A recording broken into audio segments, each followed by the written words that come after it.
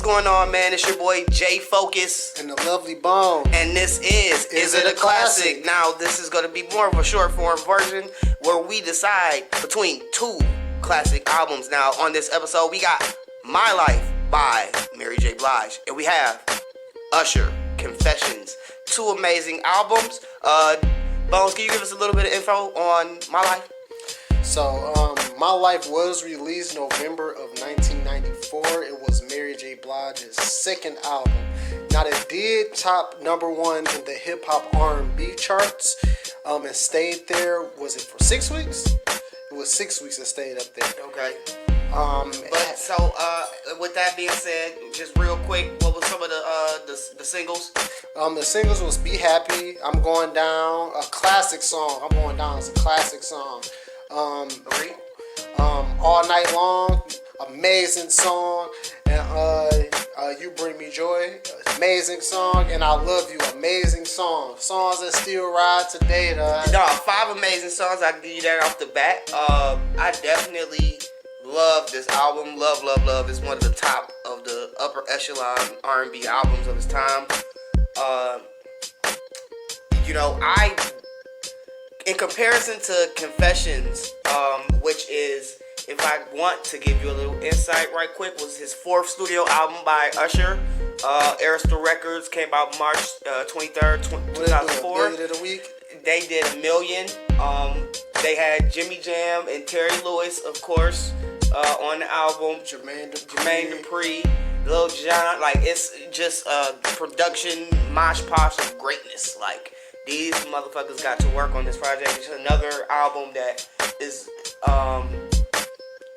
it's not many albums that's capable of being put up against a My Life or a Confession. And that's why I think this is a perfect discussion, man. So if you want to lead in, man, we can start with our 2 minutes. So we'll both have 2 minutes to give our points on our albums that we rock with respectively. And so which I guess he is rocking with. I'm rocking with My Life, man. Just to give you a little background on comparison to where both of these artists was, I think during the Confessions times, we did kind of know that Usher was trying to cross over and all that. He was one of the premier names in R&B at that moment. We get that. Mary J. Blige, this was her second album. You know, it kind of was like her first album. What's the 401 was like a bunch of covers. You know, so this was really like her first album. Hungry Mary J. Blige, going through addiction with drugs and alcohol and things like that. This album, I really felt like you could hear that on the album in the composition, the voice, the lyrics. She had Puff Daddy backing her up on the production, Carl Thomas, you know what I'm saying? People like that. So the music in general, yes, the music in general. And I feel like at that time wasn't no R&B artist singing on hip hop beats. You know, with the Teddy Riley type, when Teddy Riley was crossing over that genre. Okay, you know? We all know she's the queen of hip hop R&B and the originator. Continue. So I'm saying, what is Confessions bringing as far as like the culture? All right, so your time is not up unless you want it to be. You can keep arguing for your album, or I might we can do interjections a little bit, you know what I'm saying, here and there, but all right. And even then, how many artists came after this album? You know what I'm saying? You got Faith Evans, who wrote on the album. She came out right after My Life. You got Carl Thomas right after My Life. Bad Boy, this was one of those, the stamps in the Bad Boy catalog with the P. Diddy catalog. You know what I mean? No, yeah, it definitely was what I would say was the start of, one of the real staple moments where people looked at Puff Daddy at the time, was his name, as a producer. You know what I'm saying? Like, of course, we knew that he produced the first, what's the 411? Oh, he didn't produce that? He didn't produce on that? No, right, because that was like, because she wasn't on Bad Boy yet, was she? No, I don't think she was on Bad Boy at all. I think during that time she was on Uptown, and Diddy was at Uptown. Right, Uptown, right. Yeah. Okay, so, that was kind of like poached talent, huh? But, yeah, and, what label was she on? This was released by, let's see what record label. Oh, this was released by Uptown, too. Right. So, okay. But she still got the plug. Yeah, for sure. And so, all right. With all of that being said, dog, I can rock not against the album. I love it. Mary J. Blige is one of the premier R&B talents of our time. So I definitely rock.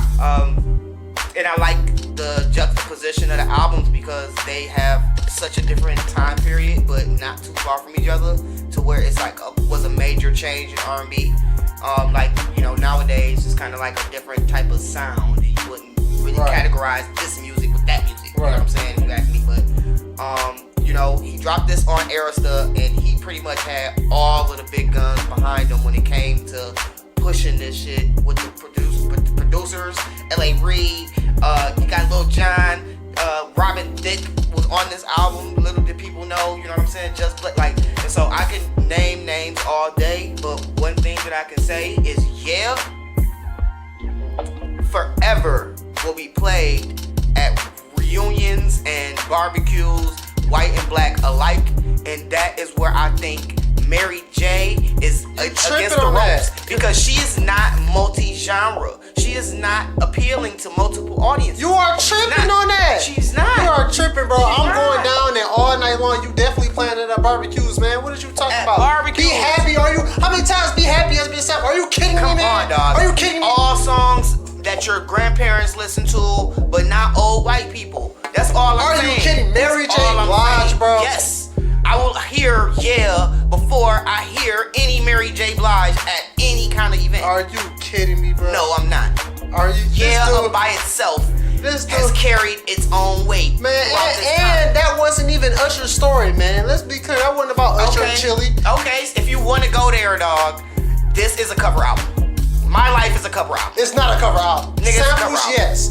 But that was the Bad Boy sound. That's exactly, where hip hop come from. Whether you wanted to, whether people want to admit that shit or not, hip hop come from sampling. Hip hop come from sampling. Hey man, Burn, original song.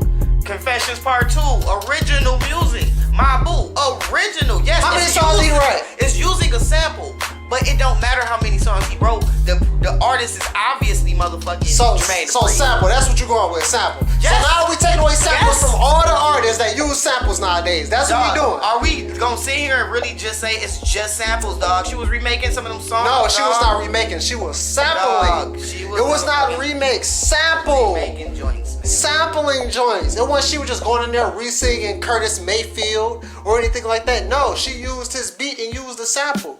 The Diddy way, because Diddy was the producer. They was doing that to all Biggie Smalls beats. So look, technically, Mary J. Blige was singing on Biggie Smalls beats. So guess what? Are you kidding me? So guess what though? With that being said, this is a discussion about R&B artists, and from what I understand, songwriting capabilities do not play a big role in said songwriter music. Now, this is not a big deal. It's not. We know it's not a big deal, but you making it one to take away from the fact that the sample-heavy songs on her shit actually pushed majority of its sound to the masses, and that is what did a lot of the work, the legwork. As soon as you heard the beats on her shit, you were automatically. However, you don't get a yeah without a Mary J. Blige going over hip hop beats, man. Are you kidding? A singer on a Lil Jon beat on a hip hop beat. You gonna put Usher on this hip hop beat? You're right. You can't get that without Mary J. Blige going on these Keith Murray-esque, Biggie Smalls, Method Man-esque type songs. You ain't. Okay, you don't get Jermaine Dupri say, you know what? Teddy Riley might be on to something. He may be on to something. You don't get a Faith Evans. To the credit of another great songwriter who had a questionable pen. It ain't about who did it first, it's about who did it better, man. He took her shit to the next level is all I'm saying, dog. And I ain't even gotten to the rest of the album. I'm just on and listen to you. You got in defense mode. Like, burn. Come on, bro. To this day, I can see, 13-year-old me in the room crying over some girl that broke up with me in the 7th grade. Like, I can see that. Like, I remember it. I love you over Burn, bro. I love you over Burn, bro. Okay. That's a fair comparison, but I'll take Burn over I Love You. Confessions Part 2. Come on. Who was the girl? We got Part 2 before we got Part 1. We didn't know who the girl was. We had so many questions by the end of the track. We thought it was Chili. Amazing. Like, it was amazing. My boo. Come on. We thought they were together. So now it's a question of, is Alicia Keys the chick who this is all happening with? We don't know. But it just added to the hype. It was great. And you think it wasn't going on with her because on this album you had KC on there, and that's when she was with her relationship with KC. True, but she was in a relationship with him. Right, but she still was going through her thing, infidelity. They was going on air talking about each other and all that. Come on now, man. Okay. So you really want to bring, you know what I mean? That was a cool part of it. And then Caught Up. It's so much pain. Okay, and then Caught Up. Come on. Now, Caught Up by crossover itself. song. Now, it's not the song. What I'm talking about when I say Caught Up is the entire mini movie. It was amazing. It was a videography for the whole movie. But that's what made it more pop than R&B. You know what I mean? That's what made it a pop album. Crossover. For sure. Crossover. But he was at that point in his career where he could do that. He was coming off of 8701. You know what I'm saying? This is really Mary J. Blige really going in like, you know what? We're going to let you do the album. You know what I'm saying? What you want to do? All right, I want to get Puff. I want to get this person. This is really like her first offering. What's the 401? That was like her underground joint. That was like her mixtape in these terms. You know what I mean? But not really. But okay, because that's still her first album, so you can say what you want. But okay, so all I'm saying is this album came out in the same year. Okay, well, in that decade, not far from it. Oh yeah, in 2004, Marshall Mathers LP. Okay. And this is around the same time period. And he still did numbers, even though he's not direct competition. But in the end, Cut Confessions is certified diamond, dog. As of 2016. You know what I'm saying? So this album, dog, has went and ran through history. What's My Life lost its sting. Now, it did not lose its steam, bro. Because even if you think about the albums that came out in 1994, you can't compare it to the R&B albums. You gotta compare it to the rap albums. You know what I mean? Let's just go through the 1994 and see what lasted longer. Boys to Men, I'll Make It So I Love You. What you taking? My Life. TLC, Creep, what lasted longer? Come on, man, My Life. He's canceled, so we definitely not gonna bring Kim into it. Jodeci, Janet Jackson, Mariah Carey, Escape, Aaliyah, Brandy. Big stage, 100,000 fans screaming in rage. Bodyguard, nigga, what? Limousines. This is the way. Okay, but is it listed? In my dreams. Hey, is it listed as one of the top 500 albums of all times by Rolling Stone? Is it? Yes. No, it's not. Yes, it is. No, it's not. Confessions is not, man. Not on there? No, it's not on there. But guess what? My Life is up there. Man, look, that's because Rolling Stone is not young and trendy. They are old and aggravating, so they don't understand that the newer artists deserve to get some more slack because that album was simply amazing. Man, this was you Usher don't put only Usher good album. in the albums with that's in 500 albums. Come on, dog. You don't know what good music is. I don't trust your taste. Rolling Stone. I can't agree with that. That's coming from the Isn't It Classic podcast. Jay Focuz. It should definitely be on there. I would definitely take a Pink Floyd album. Come on. Or something. There's so many kids right now. I have friends that have babies that were conceived to that's what it's made for. You know what I'm saying? Like, it's more impactful to me. It should be to you because we are of the same age, and that's why I'm not understanding. Yeah, but I feel like My Life has transcended the genre to where, like, people who don't really listen to hip hop can rock with that shit. And then you got the people who are hip hop heads who was really like, yo, she's a singer doing hip hop beats, so I fuck with this shit. Like the genre between, well, your parents are a little older than my parents. The genre between my parents and us. You know what I mean? Okay.